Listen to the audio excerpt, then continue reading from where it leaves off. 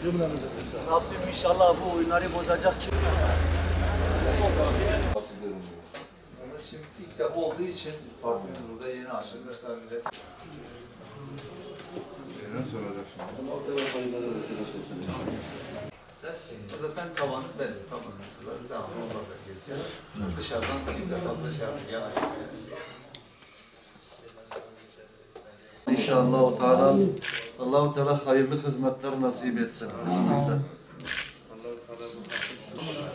Bu Taşlıçay'da ilk defa seçime gireceğiz. Dışarıdan baktığımız kadarıyla buranın belki demokratik yapısı itibariyle kabilelerin daha canlı, akrabalık bağlarının daha canlı olması sebebiyle belki diğer partilerin hepsinin çok iç içe girmiş, böyle bir rekabet havası içerisinde. Çok heyecan gördüm burada. Tabii bunlar arasında bizim yerimizi almamız lazım. İlk defa seçime giriyoruz ama hikmeti elden bırakmadan, diğerleri gibi rekabette ölçümüzü kaybetmeden, hikmeti elden bırakmadan, elimizden geldiği kadarıyla bu seçim havasında varlığımızı burada da hissettirmek, onun haricinde buradaki insanlara partimizi tanıtmak, amacımızı ve hedeflerimizi onlara en azından söylemek, kendimizi onlara bu şekilde ifade edip onların da bizi tanımasını sağlamaya çalışmamız belki gerekir.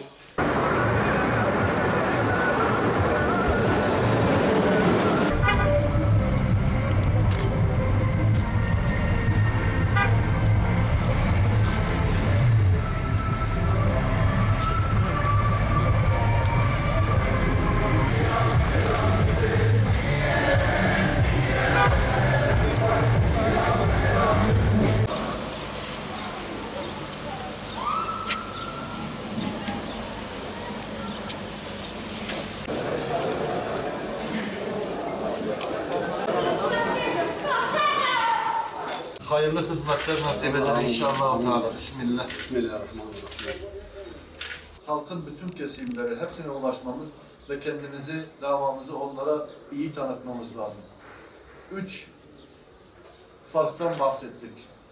3 tane bizim ayrıcı özelliğimizden bahsettik. Nedir bunlar? Bir tanesi bizim için en önemli olan İslam'ı ölçü almamızdır. Biz İslam'ı ölçü almakla İslam'ın haram kıldığı bütün yolları kendimize kapatmışız. Siyaset alanında da bu böyledir. Yani siyasilerimizin hepsi, Hüdapar içerisinde çalışan bütün siyasi şahsiyetlerimiz, kurumsal kimliğimizle beraber bu insanlarımıza inşallah İslam'ın güzelliklerini sunacağız. İslam'ı ölçü almakla haram yolları kendimize kapattığımızı söyledik. Yani biz bu insanlara yalan söylemeyeceğiz. Bu insanları kandırmayacağız. Hırsızlık yapmayacağız. İnsanların haklarını ellerinden almayacağız. Biz insanların oylarını alıp onlara sırtımızı dönmeyeceğiz.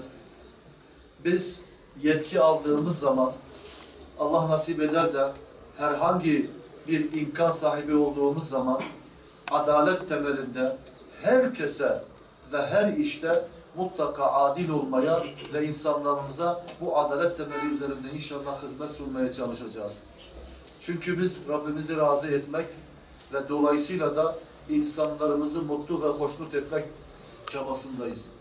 İşte bundan dolayı şunu insanlara söyleyelim. Biz böyle bir partiyiz. Biz İslam'ı ölçü aldığımız için bütün bu bahsettiklerimizi esas almak durumundayız. Hürriyet için Hüdapar. Bismillahirrahmanirrahim.